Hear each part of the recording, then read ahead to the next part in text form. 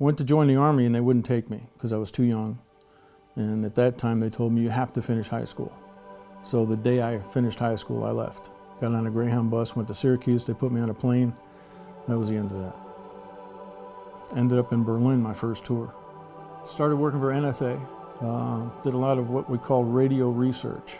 And at the time I was doing Morse code and direction finding on Soviet special operations.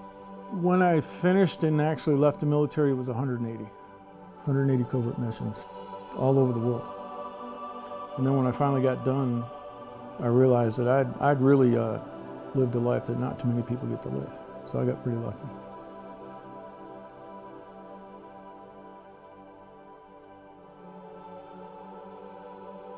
My real name is Steve Carrillo. Most everybody calls me Chief. Went on a mission. It went sideways pretty bad. We got hit with a friendly fire incident. Ended up shattering my spine at the lumbar, L4 or 5. 5 came out the front, twisted. L4 kind of fell down behind it and split.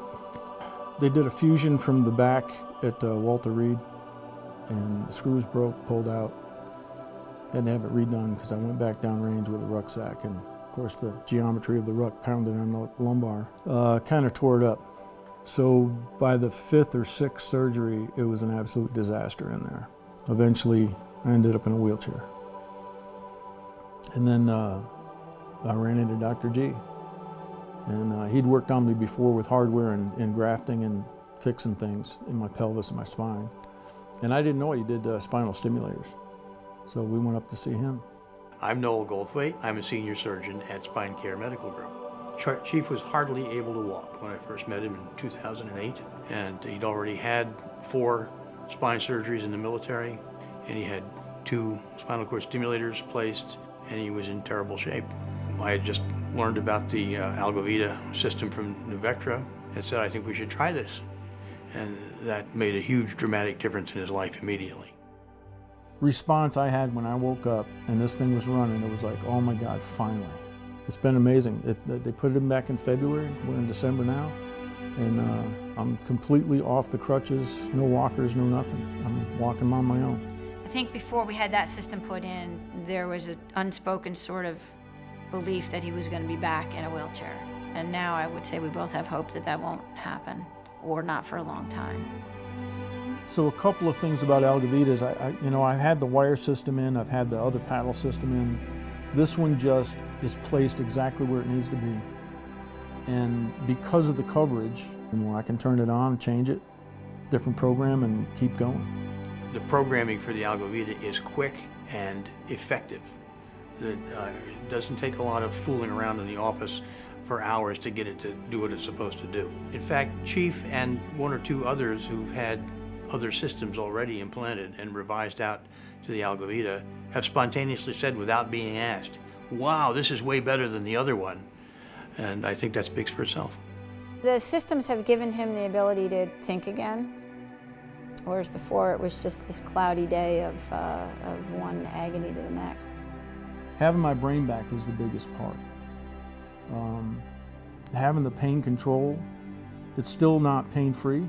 I'm never gonna be. But when you got a mission and a motivation, it's amazing how your brain can shut the pain off. And we train guys to go downrange. We give them equipment, we give them support, we give them all kinds of stuff. We don't train them how to come home. Because when you drop all that off and you come home back to a wife and kids and maybe just your mom and dad, you're a different person. You end up on that gerbil wheel where you come home and you can't wait to go back. And it doesn't make any sense because when you get over there, you can't wait to get home.